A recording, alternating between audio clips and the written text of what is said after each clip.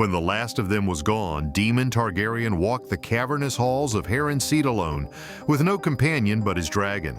Each night at dusk he slashed the heart tree in the god's wood to mark the passing of another day. 13 marks can be seen upon that weirwood still.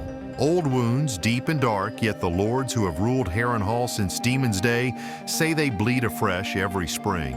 He had not come alone. Alice Rivers flew with him, her long hair streaming black behind her, her belly swollen with child.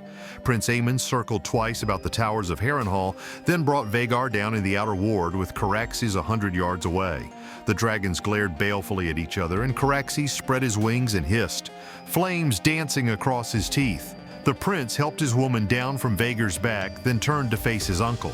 "Uncle, I hear you have been seeking us." "Only you," Daemon replied. "Who told you where to find me?" "My lady," Aemond answered. "She saw you in a storm cloud in a mountain pool at dusk, in the fire we lit to cook our suppers. She sees much more, my Alice. You were a fool to come alone." "Were I not alone, you would not have come," said Daemon. "Yet you are, and here I am." "You have lived too long, uncle." "On that much we agree," Daemon replied. Prince Daemon took Caraxes up swiftly, lashing him with a steel-tipped whip until they disappeared into a bank of clouds. Vhagar, older and much larger, was also slower, made ponderous by her very size, and ascended more gradually, in ever-widening circles that took her and her rider out over the waters of the God's Eye. The hour was late, the sun was close to setting, and the lake was calm, its surface glimmering like a sheet of beaten copper. Up and up she soared, searching for Caraxes as Alice Rivers watched from atop Kingspire Tower in Harrenhal below. The attack came suddenly as a thunderbolt.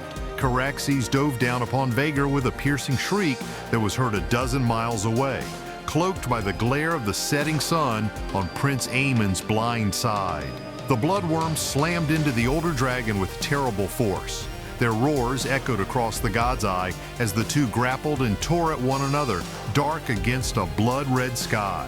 So bright did their flames burn that fisherfolk below feared the clouds themselves had caught fire. Locked together, the dragons tumbled toward the lake. The bloodworm's jaws closed about Vhagar's neck, her black teeth sinking deep into the flesh of the larger dragon. Even as Vhagar's claws raked her belly open and Vhagar's own teeth ripped away a wing, Caraxes bit deeper, worrying at the wound as the lake rushed up below them with terrible speed. And it was then, the tales tell us, that Prince Daemon Targaryen swung a leg over his saddle and leapt from one dragon to the other.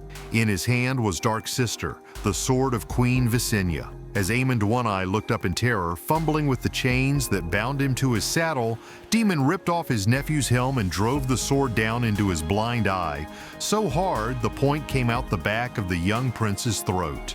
Half a heartbeat later, the dragon struck the lake, sending up a gout of water so high that it was said to have been as tall as Kingspire Tower. Neither man nor dragon could have survived such an impact, the fisherfolk who saw it said. Nor did they. Caraxes lived long enough to crawl back onto the land. Gutted, with one wing torn from his body and the waters of the lake smoking about him, the bloodworm found the strength to drag himself onto the lakeshore, expiring beneath the walls of Harrenhal. Vhagar's carcass plunged to the lake floor, the hot blood from the gaping wound in her neck bringing the water to a boil over her last resting place. When she was found some years later, after the end of the Dance of the Dragons, Prince Aemond's armored bones remained chained to her saddle, with Dark Sister thrust hilt deep through his eye socket. That Prince Daemon died as well, we cannot doubt. His remains were never found, but there are queer currents in that lake, and hungry fish as well. The singers tell us that the old prince survived the fall and afterward made his way back to the Girl Nettles to spend the remainder of his days at her side. Such stories make for charming songs, but poor history.